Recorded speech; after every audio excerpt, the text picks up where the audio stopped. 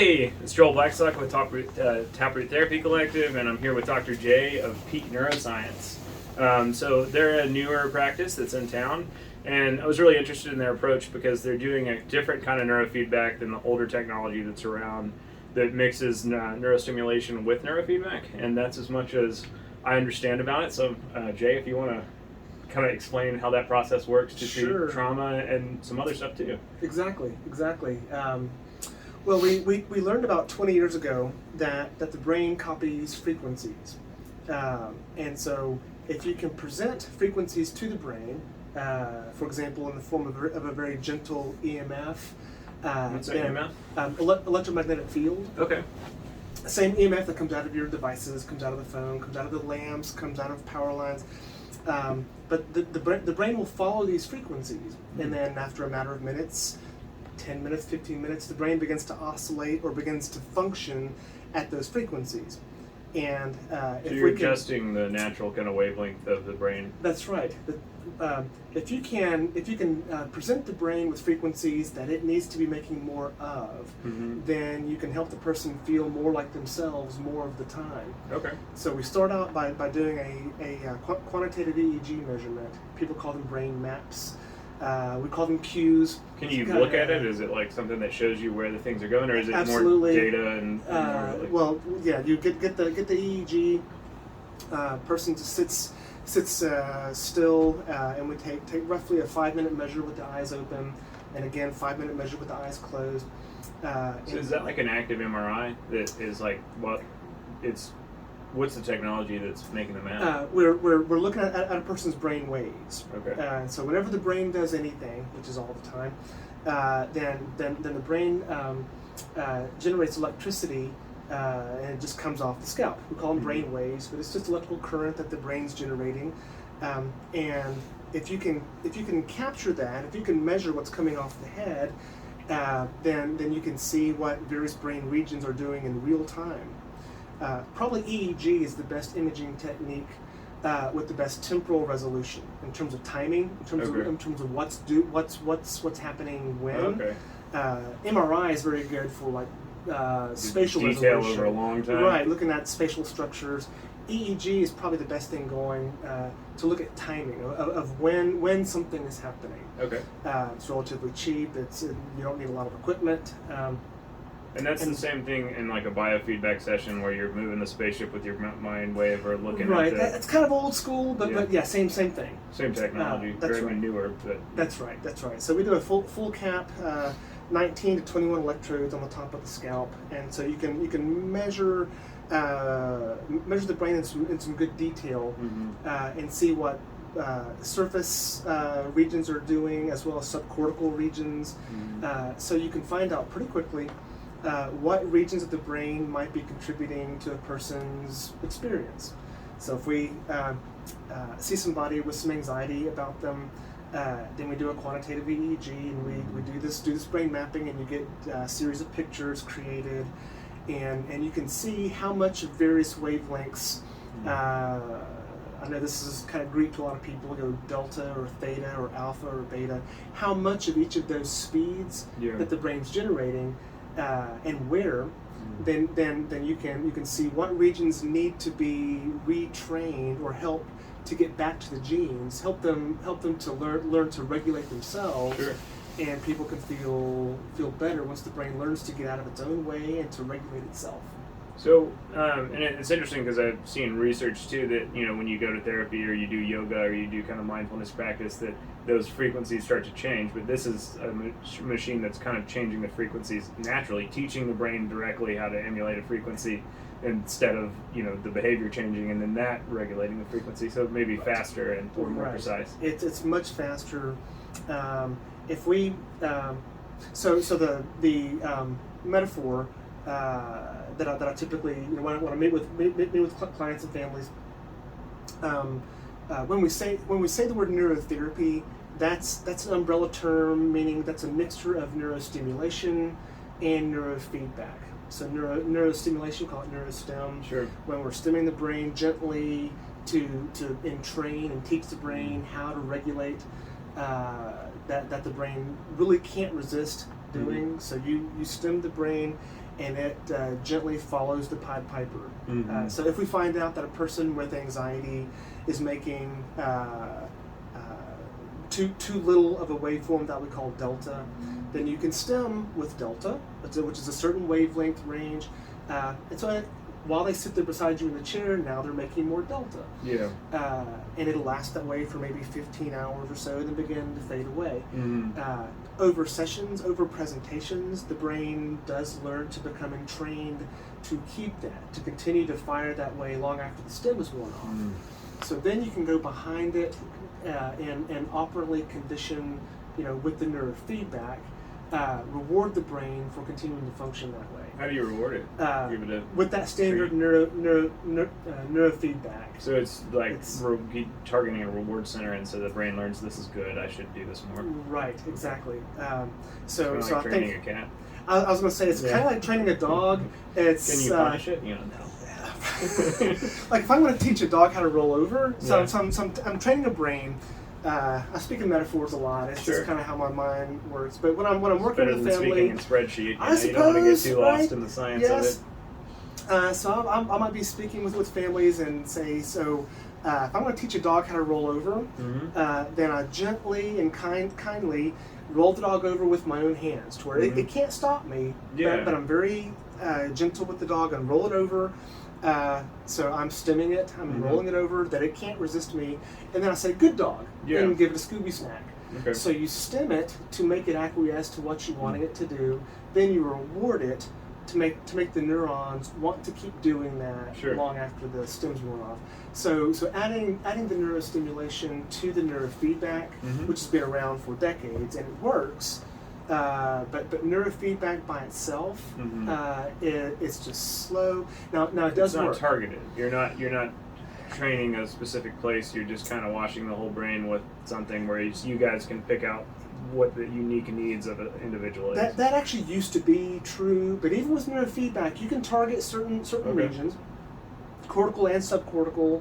But it's just hard to get to the finish line because. It's just a slow therapy. It does work. No one's hurting anybody by doing neurofeedback. It's just slow. Sure. But if you can start out by priming the brain with stimulation, making the brain different, and then going back behind it and rewarding it for being different, and lock in those changes, you can cut down the number of sessions and over half. Okay.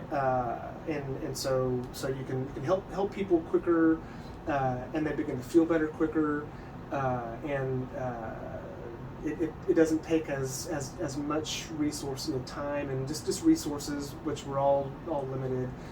So it's a really good model. Do you see therapy being a part of that? Like if somebody working on therapy, does that help them also do the behavioral or have the insight that helps them change? Or Absolutely. In fact, I'm a licensed psychologist in Alabama and in Texas. In my Dallas office, I frequently concomitantly do psychotherapy while they're receiving their neuro. What style or mode of psychotherapy do you prefer? I'd like.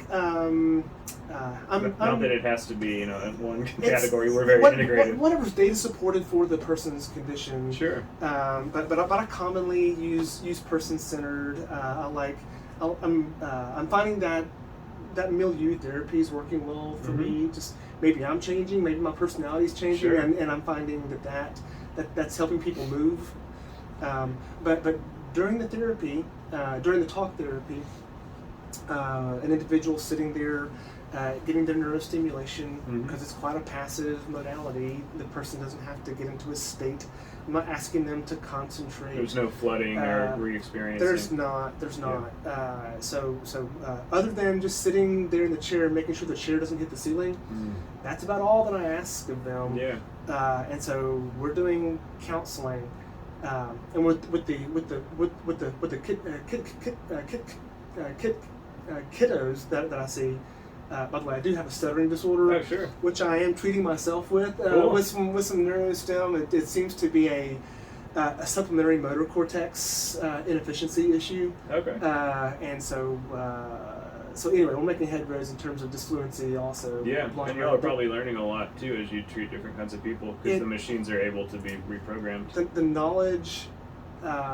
I've never known research to go this fast. Mm-hmm. I come from a research program back in my grad school days, and research, you usually just have to, you can set your eon clock by the rate at which white papers come out.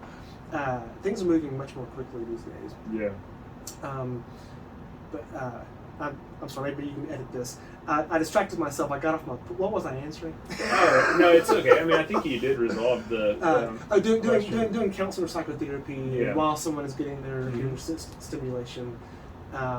When I do counsel the younger crowd, oftentimes we're doing counseling while they're getting their neuro, and they don't necessarily have to know that I'm counseling them. Sure. Right. We're just talking. We're just shooting the breeze. It is beneficial to do talk therapy concomitantly with neurotherapy. I tell families, if I have the most regulated brain known to mankind, I can still be disagreeable if I want to be. I can still be a pill, even though my brain is working quite well and very efficiently. So if I have thinking errors, honestly, a lot of people have. Maybe all of us have thinking errors. Some cause us more problems than other errors cause us. So we still have to do the psychological work to enhance our functionality or the way that we feel. So maybe think about brain training as working on the hardware. You still have to work on the software. Sure. I have to go through my thinking distortions and iron out how I view things. Sure. I think that's pretty technical, and it's helping therapists understand how to use it and what's going on. But I mean, so if I'm a patient, one, what disorders does this treat? What can I come in with?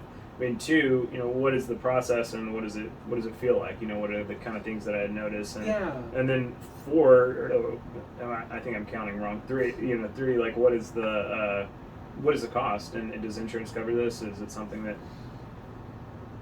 Right.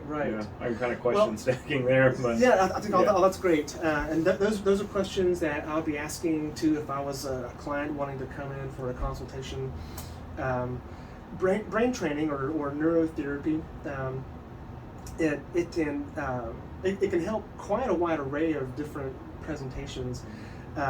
Maybe the limiting factor is the training of the individual. It can do quite a bit, but I need to make sure that I'm trained to make it do what I'm purporting that I want it to do. Sure. So you're learning that you're programming the machine to treat more disorders as you learn about them. Correct. Cool. Correct. For example, seizure disorder. It works quite well for that, but not with me. Okay. So I'm not trained in that way. So Sure. it does a lot. You just have to be trained and knowing what you're doing with it. And you've got multiple clinics. There's ones in Texas. You can take the data and all that. So Absolutely. What are the ones that you treat at Peak Neuroscience? Largely, we're seeing a lot of anxiety, a lot of PTSD. So a lot of anxiety, a lot of depression, autism, learning differences, speech disfluencies. I guess those are the big five. And there's progress with autism in Neurofeedback? No question. Autism usually, again, not to get so technical. We as we learn more about conditions and we know more about how to go about helping to address it. Again, sorry, maybe you should cut this out. Man, I was going to go technical with this. Sure. Maybe we don't need to do that. No, you're fine. So people contending with common things that a lot of society contends with, anxiety, depression. Sure. Things are not good right now, and so when we start out by having a quantitative EEG done, you get those series of brain maps recorded and seeing what brain regions are contributing to the person's difficulties. Then we make a treatment plan as to how to go about targeting those regions, helping them become more active if they're not active enough, or training them to become less active if they're too active, and then we begin to schedule sessions. Sessions tend to be typical 40-45 minutes.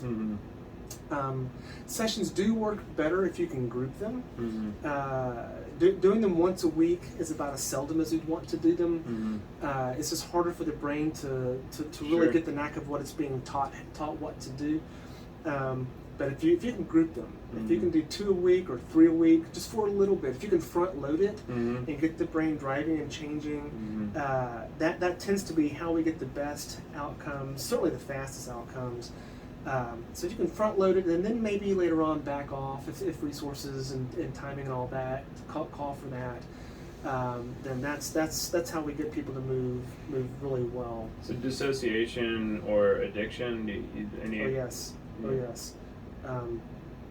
And some conditions call for more psychotherapy than others. You know, Mhm. if it's a non-complicated ADHD, which we see Mhm. plenty of, I Sure. didn't say it a minute ago, then I don't necessarily do counseling with that, Mhm. unless we're just cultivating coping mechanisms and Sure. and cultivating supports. But most of who we see, if they don't already have a dedicated counselor, Mhm. then I do counseling at the same time. Sure. If they do have a dedicated counselor and they're happy with that individual, Mhm. then we're very pleased to simply stick with brain training, Sure. and just maybe say some wise things here or there to Yeah. not duplicate services or like muddy the waters. We try to meet the need as it presents. Well, and I think the way that I think of it, which you have more of a science background than I do, so this is more me looking maybe at the phenomenology of what Mhm. it feels like in the room. But it seems like people have kind of genes that determine the way that the trauma is expressed. One person may be addictive or obsessive or avoidant or dissociate or psychotic, but the trauma is kind of the fuel that is making those disorders more. So you don't want to promise people like you can come down on medication or something, because there's not some conditions like have to be managed with medication. But I do see like a lot of times when you get the limbic dysregulation, the trauma that's fueling the genetic expression down, and the brain kind of calms down, to for lack of a better word, then the symptom that they're bringing in needs less medication to regulate it, and there's less side effects when you're on less medication. And Yes. I mean, just a lot. Do y'all see that happen? Commonly. And I'm glad you pointed that out. That you don't want to say something is when it is not. So you don't want to overspeak and like over promise. But commonly, people are able to titrate down off of whatever medication regimen that they're on. Sure. And most people that we see are taking something, which is fine. But at around the 12 session mark, the 15 session mark, they will likely find that they're feeling over medicated. Yeah. Just because with the progress that their brain has Yeah, made. and then I don't ever mention it. It's like people just say, I told my psychiatrist that this is kind of too much, and then it came down. And I noticed that happening after there's a big movement with brain spotting. Like you see that there's kind of the pop and the integration, and then the person starts feeling better, and then all of a sudden the medication is like too much. Yes. And so it is nothing magical about these numbers, but it's around the 15 session mark. Sure. That we pull in the prescriber and say, when's a safe time to take a little risk and titrate down a small step. When they get to that over medicated type state. But it's really not pie in the sky to think about people getting off their psychotropics. So is what y'all are doing, is that different than like transcranial stimulation? I see some of those studies getting fired up around town, and nationally there's big pushes of marketing I'm seeing. So is transcranial stimulator I don't know the metaphor, magnetic resonance something. It's very similar. It's actually the same technology, the same EMF, but transcranial magnetic stimulation uses very strong presentations of those fields. And TMS has been shown to help many people with treatment-resistant depression, anxiety. It really has helped people. But we're finding from the white papers coming out of neurology and other hard sciences that neurons perform more poorly with stronger stimulation. So you want to use the smallest amount of stimulation, and rewarding the brain is a way to use less stimulation. That's exactly right. Yeah, that's cool. That's exactly right. And that's in the client's best interest. neurons perform better with Does the just a myelin sheath gentle. get worn down when you're kind of bombarding it with? I can't speak to that. Just But wondering what the performance, what changes. I don't know. I can't really speak to that though. But I do know that neurostimulation as we're using it is a very gentle entrainment.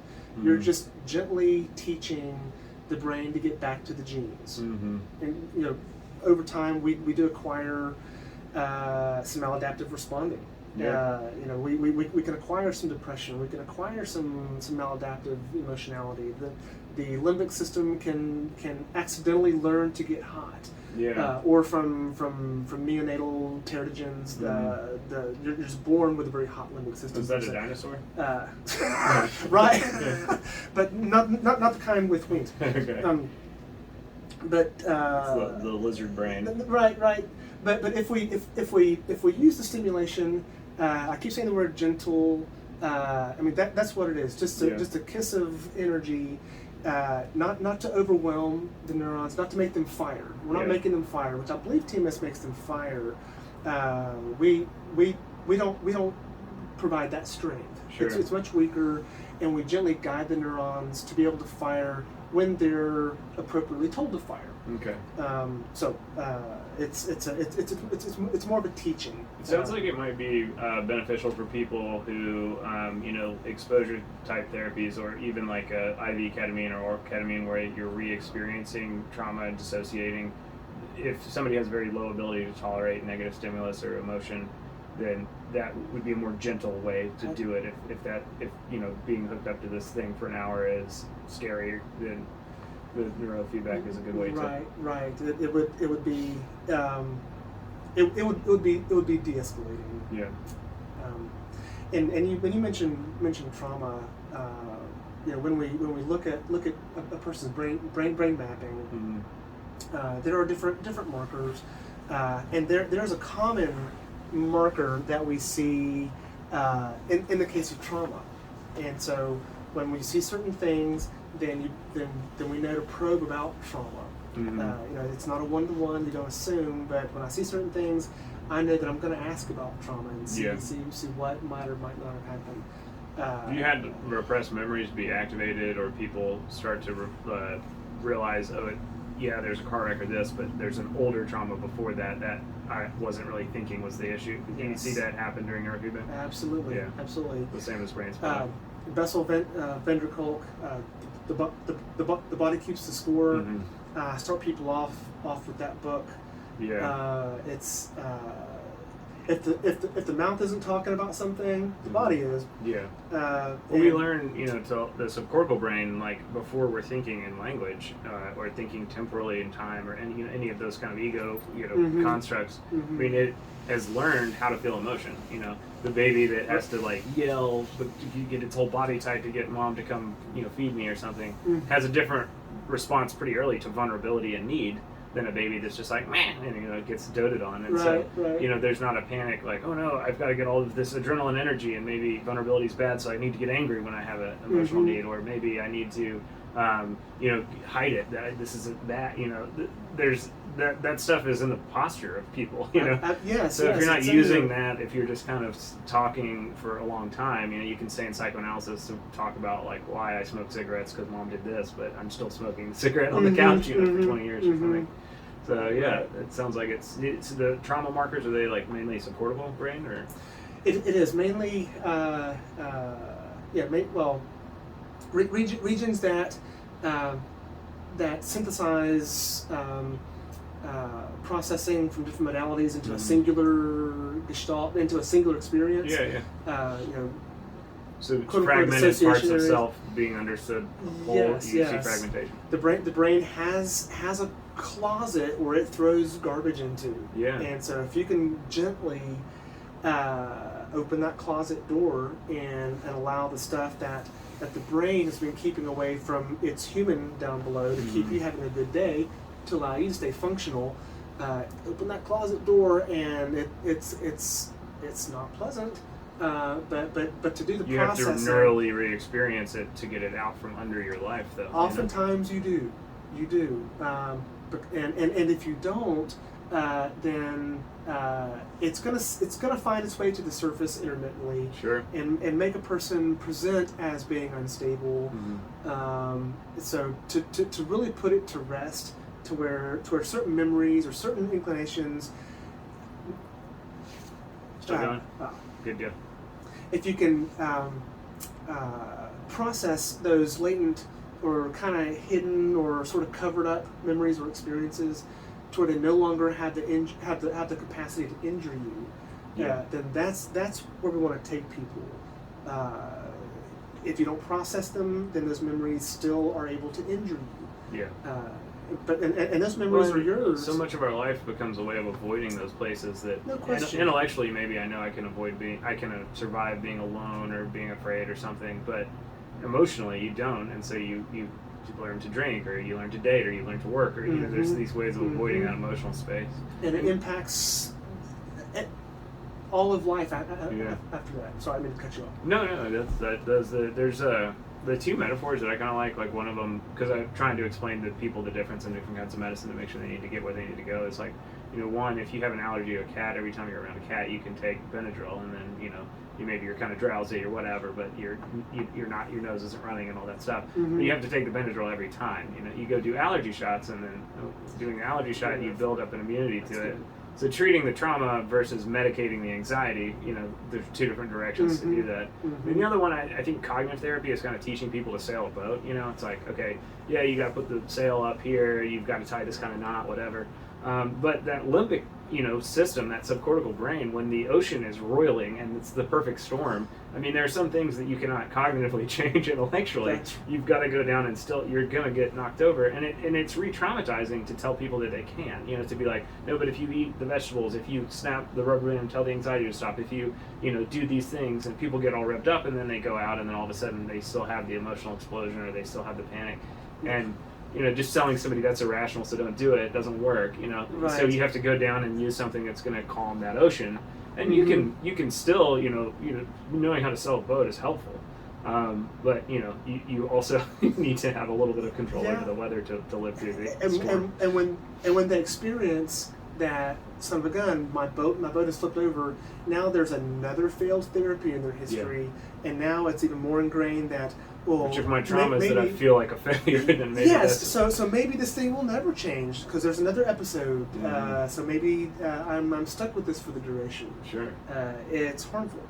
Have you seen on the brain maps, brain spotting or EMDR or any other kind of therapy change stuff? Have you ever looked at that? I'm curious. Ask me that again. Have you ever had like a brain spotting patient or an EMDR patient where the brain map changes, or you can see what it's doing on the? Because I'd be interested. I'm on the outside of somebody's brain. I'd be interested to see what's happening on the inside. Actually, I wish I had more examples, but I was working with one individual with some trauma history, and did some neurostim and neurofeedback with me, and for reasons beyond mine and the family's control, they had to discontinue that, and then began to do some EMDR with a good EMDR therapist, and they're not all equal, by the way. Yeah. And then EMDR is kind of more left up to the therapist. You need some skills, where brain spotting, I think, like that when it's really working, no one's talking. The person when it's really working, it doesn't matter what the therapist's conceptualization is, because they've taken you to this place. So a little bit more foolproof in that way, I think. Yeah. But after this person's EMDR therapy, after the appropriate number of sessions, I was able to go back and then do another brain map. And the brain had changed. The brain had normalized to a certain extent, which does drive home the point that when a person's doing talk therapy, you are changing the brain. Yeah. Which underscores why talk therapy is a nice concomitant to neurotherapy. Neurotherapy expedites the brain change and allows the talk therapy to grow some teeth and to really begin to help a person. So we're just changing the brain first, that the talk therapy on its own was going to do eventually. Yeah. And so, it's a really nice combination. So, what is the cost? I know ketamine is pretty expensive. It's helpful, but it's cost prohibitive for people. brain spotting, if the therapist takes insurance, it could be $0 or $30 copay, out of pocket, it's more. What are you looking at if you want to do neurofeedback? Neurofeedback, of course, all the standard caveats. Depends upon where you are. Yeah. And, Birmingham wouldn't be the same as Dallas, and generally 120 to 150. Certain regions 200 a session. And then does insurance go back and reimburse for some of that? It is getting better. It is good. Do you know what Blue Cross in Alabama does? I mean, that's kind of the majority of our patients have. I don't. Yeah. With me being a licensed psychologist, if I'm doing counseling, then I can build that counseling code. Yeah. If that's legitimately what I'm doing, then I can build that. But doing neurotherapy by itself, that's going to be out of pocket on the front end, and then insurance does partially repay. Well, I know with ketamine they pay nothing, and usually those are around $400 or $500 a session, so $125 a session is a little bit less than that. Right. Typical sessions. People do ask how many sessions might it take, and of course there's no way to not give a caveat laden answer to that. You just don't know. But between 20 and 40, 20 and 50 is kind of what we say. I have completed at 12 before. That's not common. I would not count on that. That person was just really sensitive to the stimulation, and they moved quicker and they completed quicker. But I really wouldn't expect for a person to meet their clinical goals, much sooner than 20. Okay. If it's something developmental, to where the genes just are what they are, you can still rewire. You can still help the brain balance and create the synapses that need to be created. It just takes longer to do that from scratch. But getting the brain back to the genes, like with anxiety or with depression, that's not that hard. It's a matter of doing it for a number of sessions, sufficient to make that rewire be permanent. The brain, once the brain labels a synapse as being used, then it leaves it alone. So you can stay. Yeah. If the brain says you're not being used very often, I'm going to unplug you and use you over here because we need some neurons over here. So once the person, it's really good at budgeting energy. I mean, that's kind of what it's very redundant. Yeah, it's a genius in terms of where it's going to spend its money. But the trick with neurotherapy is you need to do it long enough to make it stay. Yeah. People feel better pretty quickly. But it's not permanent until you complete that. It may not. It may not. You'll be feeling a lot differently about the 10th session. A lot differently, and sources are limited, and who's not going to be looking at expediting things. Yeah. But if you quit too early, then it may or may not be permanent. So you need to do it. That's why we say 20 to 50. Sure. So that when you discontinue, that rewire is permanent. The training will hold. And I don't want to speak too large. You're about to ask me a question. I'm sorry. I don't want to speak too largely, saying the word permanent. Sure. But it appears to be. Yeah. If a person can do the training to where once the stimulation is no longer being presented, then that training holds. I used to bring people back about a year after we discontinued, just to do another QEEG, just to check in to see where the brain's at. I don't do that anymore. People are right where they left off, if they can complete. Which honestly, I don't mean to be coy about that. Most people do. Yeah. They've put the effort in on the front end, and they want to complete, and they want to feel better. Yeah. I don't bring people back. I do plenty of that. People do come back and say, let's just do a check and let's see how the brain's how it's all holding. But that's not a part of my regimen anymore. What does dissociative identity disorder look like on a brain map? Have you seen any of those cases? I will kind of wear a lot of hats, but dissociative disorders are my specialty. So it's that's harder to see. Yeah. We can see depression really easily. I imagine the anxiety. fragmentation would be really advanced. that's a much longer answer than probably I have time to get into. Sure. But it's I'd love to see the brain maps of different disorders Sure. or different diagnoses and see what, the commonalities there. That'd be fascinating, because I have hypotheses, but I'd like to see what they look like. Sure, yeah. And there are profiles. Yeah. It's not a one-to-one. I know that you're not saying that there's a one-to-one, but there are some profiles. You can look at the series of maps, and we're not soothsayers. We're not waving. We're not holding crystals and blowing on rabbit's feet.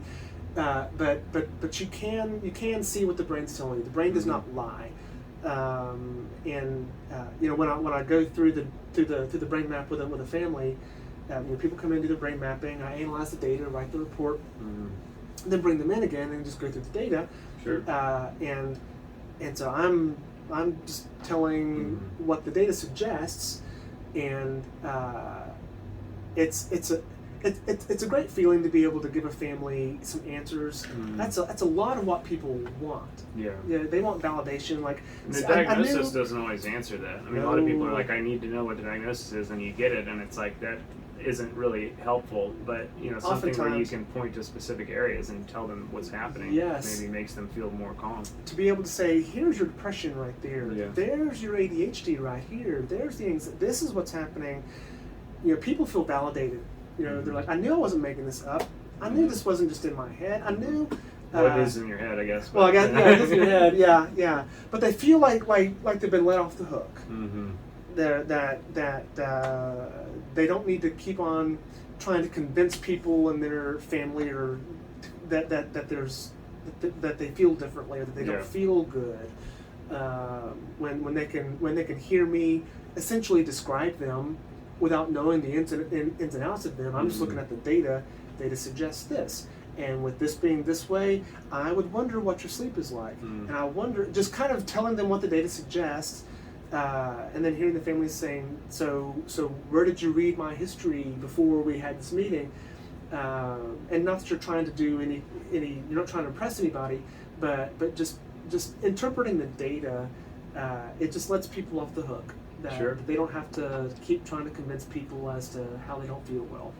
Well, it's fascinating stuff. I would love to see that. So I guess if people want to find you in Birmingham or Dallas area, what do we do? Would just search Peak Neuroscience? Yeah, that's right. PeakNeuroscience.com. And we're actually doing some website work right now. Okay. You'll see our Dallas clinic and our Birmingham clinic. Just go to peakneuroscience.com. Okay. Anything that we don't get to that is relevant or important that people should know before they come in? I think we hit on most of what people can probably digest from the video. Sure. If you ever have time for a part 2 or something, I'm sure people will be interested to see some of the brain maps. That'd be great, yeah. For more resources about psychology and trauma, please visit gettherapybirmingham.com.